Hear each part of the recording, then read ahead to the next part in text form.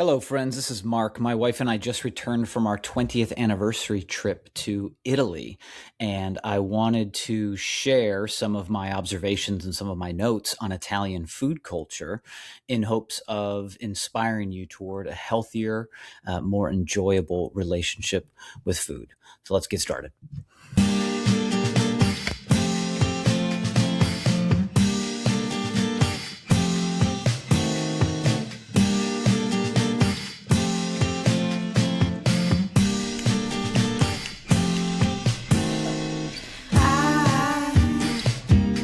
I've been thinking about food, thinking about food.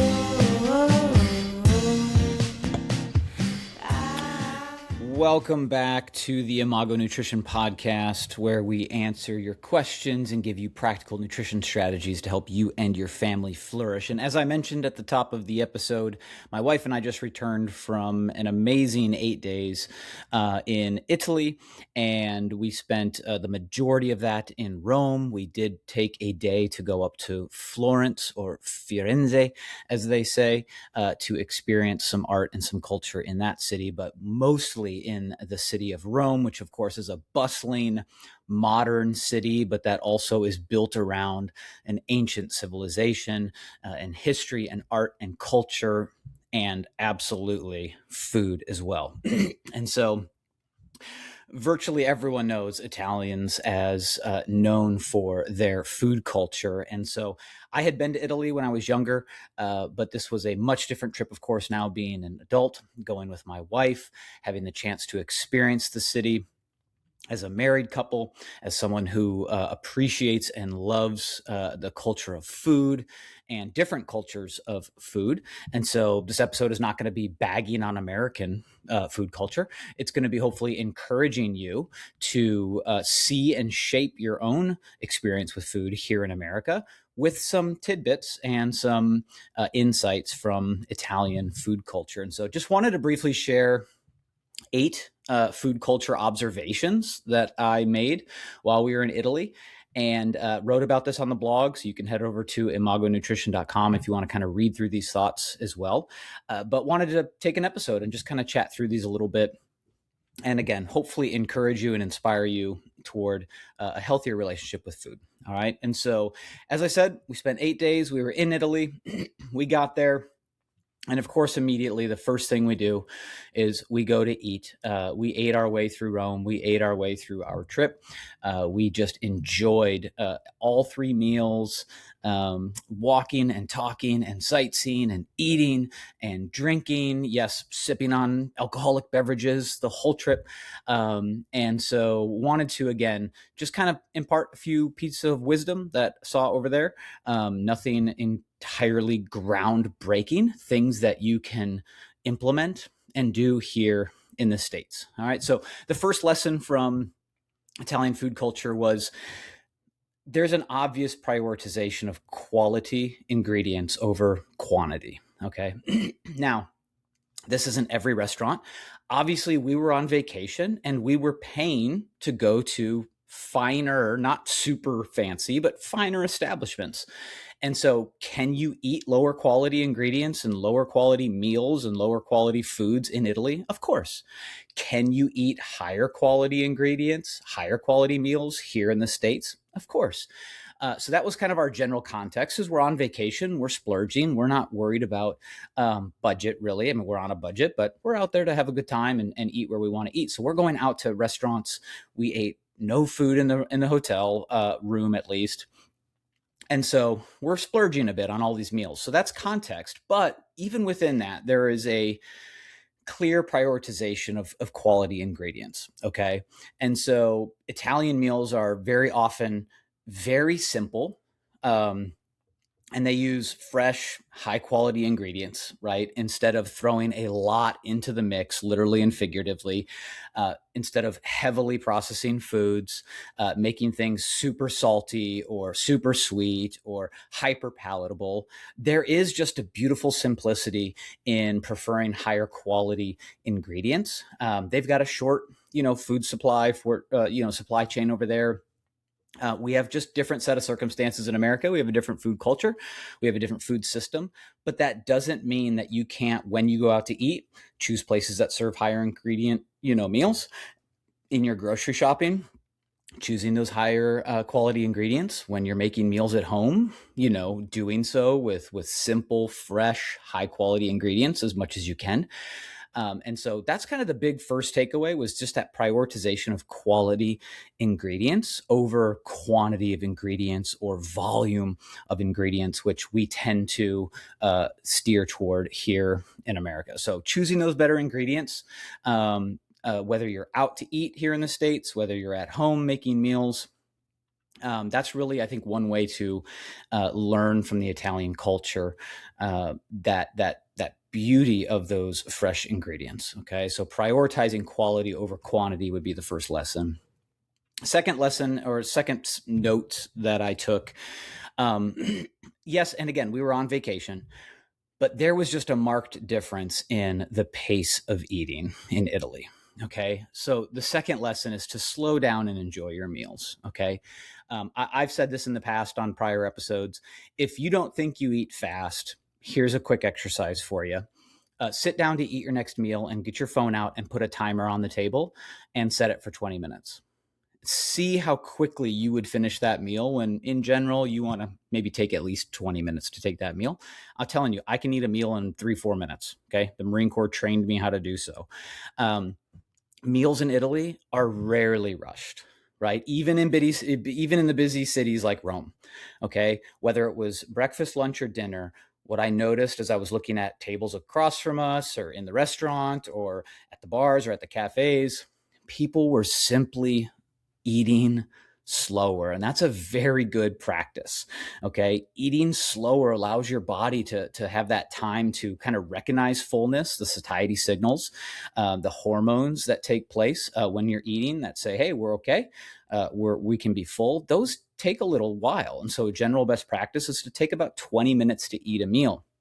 It's very rare in the States. We don't do that. We like to eat really quickly in between tasks. We want to eat really, really quickly in the car before we get where we're going, or at home before we jet off to practice. And so that was a marked lesson. And again, these are things that I know and things that I have taught for years and years, but going back to Italy and really just kind of truly seeing them in practice was really a beautiful thing. So sometimes the healthiest change you can make in your eating habits here in the States isn't what you eat, as important as that is. Sometimes one of the most important things you can do is think about how you eat. And so a lesson from the Italian food culture would be slow down. Okay. Take your time, enjoy your meals. And I think it actually brings about a greater enjoyment and appreciation for the food when we slow down and we truly think about and enjoy the flavors, the textures, the temperatures, all those sort of things. Okay. So that's the second one. Slow down, enjoy your meals. The third one, again, Italians are so well known for this, is make food a social experience, right? So one of the very noticeable differences is whether, again, we were at breakfast, lunch, or dinner. Very rarely were Italians in a corner, huddled up in front of a laptop or with their phone, shoving food down their face, right? Or food down their throat. What they were doing is they were eating together, breakfasts, lunch, dinner. Again, we're in Rome. It's arguably the most bustling city in Italy, right? And so you could just tell that people were still taking that time and that opportunity to make it social. They were having breakfast with each other in the morning. I saw business groups that were doing that. I saw, couples that were doing that, families that were doing that, young, old, didn't matter. They were together, they were eating, right? Eating together is really, really important. It's something that we are getting worse and worse at in American culture. That togetherness really strengthens, I think, a mindfulness about eating and an appreciation for it. And so just remember that food nourishes both body, but it's also a nourishing component of community. And so that'd be my third takeaway, is to make food and to make meals a social experience, whether that's with your family, whether it's with your children, whether it's with your coworkers, whether it's with friends, right? Make it more meaningful than just, scarfing down some nutrients between meetings. Okay. The fourth one, also known as, it's a marked distinction with Italian food culture and European culture in general, because we have a very different system over here in America, is that they walk every day. Okay.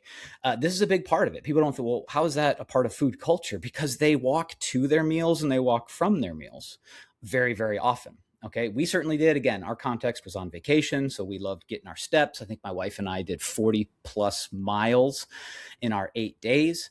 My average steps went up by like, I think, at least 4,000 steps per day on average than what I try to do back here in the States. And so, but walking, really, really powerful, of course. Yes, it increases your expenditure, but it also really helps with digestion, blood sugar, mental health, et cetera, et cetera. And so that daily movement before and after meals, just all throughout the day, really, really important as it supports cardiovascular health. Yes, again, it increases your energy expenditure, but it also complements healthy eating habits in terms of that movement. There's a marked difference between when I take a 10-minute walk after a meal here in the States and when we were doing a lot more walking in Italy than if you just eat and sit. And you sit before you eat while you're sitting, and then you sit after you eat. And we're like, oh, my tummy kind of feels weird. Well, yeah, you didn't really help work itself through some of that. Okay. So walking every day. It's often said we live in such a sedentary culture that going for like a 30-minute walk is considered an exercise routine in America, right? And if that stings a little bit, let it challenge you. That when someone says go for a daily walk, they think of that as like, wow, I'm on a training program now, as opposed to, my wife and I were walking consistently around. Don't get me wrong, we Ubered some places for sure. It was like over 100 degrees some of the days that we were there, so we didn't always feel like walking 30 minutes just to get to the place where we were going to walk for 4 hours. Sometimes we would just Uber down there and then walk for 4 hours. But all that to say, that movement is really, really powerful. And even since I've been back, I've been going for even more walks than I did before, just because I got, quickly acclimated to feeling so good with that movement before and after meals. So that would be the fourth one, is taking that movement up a notch and walking every day. Number 5, back to the food, building meals around simple whole foods. That is so powerful, right? So traditional Italian meals often start with something really, really fresh, a lean protein or a seafood. Of course, you get fruits and veggies mixed in there. You get legumes, you get, olive oils, you get your quality cheeses, you get your freshly prepared breads. I mean, I've never eaten so much bread in my life. Virtually every meal, I was right there with my wife, the olive oil, salting the olive oil, peppering the olive oil, dipping. I mean, I normally don't do that here in the States, and I was enjoying the living daylights out of it. Okay. So just building, those meals around simple whole foods. Take a look at your pantry, take a look at your fridge, take a look at your grocery list, take a look at the meals. Are they really built mostly predominantly around simple whole foods? All right. That simplicity can really produce an incredible flavor if done well, and excellent nutrition. And so it's not that you're sacrificing enjoyment for the sake of some nutrition. It's that you're actually marrying the two and enjoying it. And so building those meals around simple whole foods would be the fifth takeaway from the Italian food culture. Number 6, enjoy treats without the guilt, and in moderation, of course, right? But enjoying treats without the guilt. Okay.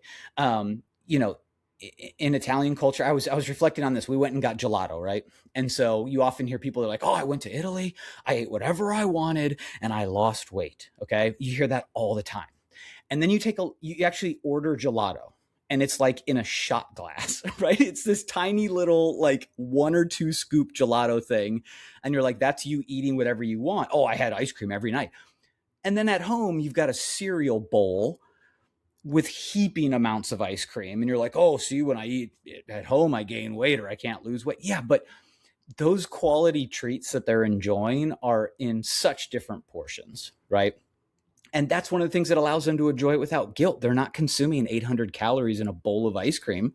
They're having a little cup of gelato at the end of the day. And it's good. It's amazing. You don't need more of it to taste better.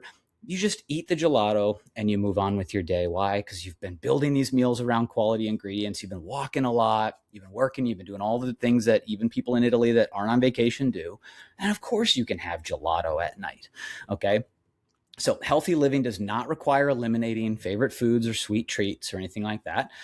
It just requires learning how to enjoy them, okay, appropriately. So enjoying those treats without the guilt is definitely a lesson from Italian food culture. Number 7, a little bit more profound, I guess, would be like honoring the craft behind the food. Again, yes, we were going out to predominantly nice restaurants. But again, nothing crazy. My wife and I weren't splurging hundreds of dollars on every meal. We were finding great places to have a breakfast, nice little cafes and places along our walking, lines to have a lunch, going to a nice dinner at night.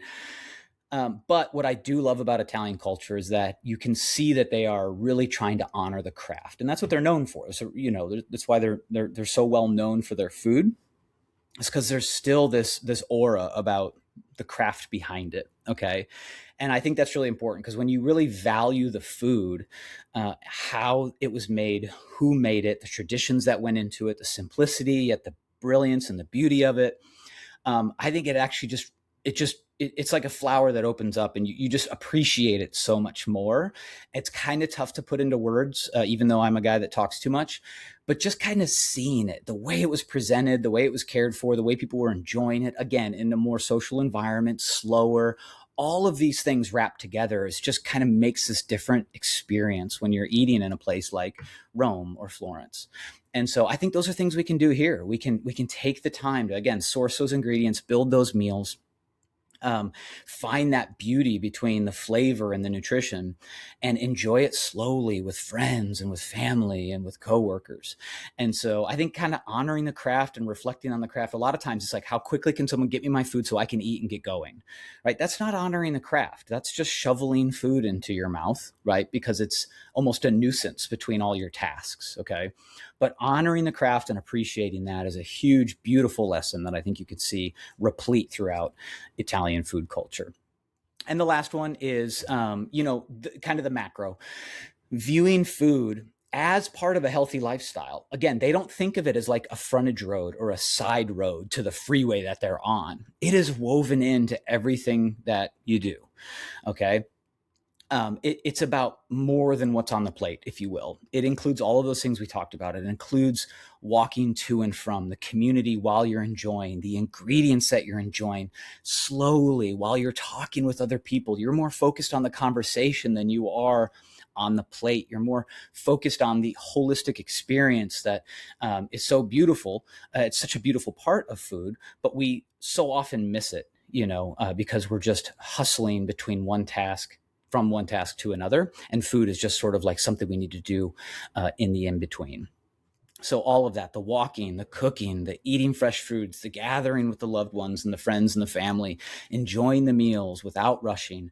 I know some people are like, oh, it's just pie in the sky. It's not. These are things that we can start to do better in America. Okay. I don't place blame on the American food system. They're going to continue to give us that which we ask for, that which we consume, literally and figuratively. That is the free market of America. Okay. McDonald's doesn't get a single dollar from me. Why? I choose not to give it to them. No shade against McDonald's.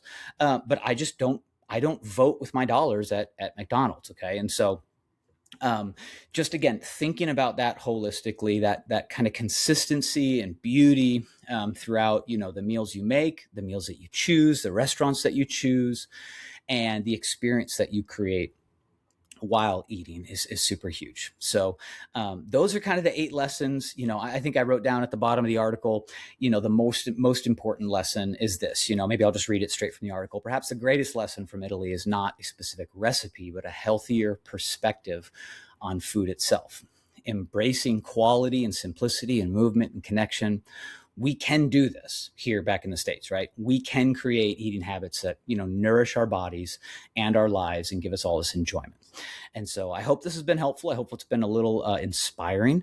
Again, you can head over to the website. We are starting to publish more and more articles over there. We're going to start getting a lot more podcasts up. But those are some of the 8 lessons that I saw on display in Italy. And I hope they encouraged you toward a healthier view and relationship with food. So if this was at all inspiring or helpful, please share it with friends and family. Would love to just simply inspire as many people as possible. If you are on Instagram, you can follow us on Instagram.com/Imago Nutrition or at IMAGO Nutrition. We'd love to connect with you there. And as always, we will see you next time.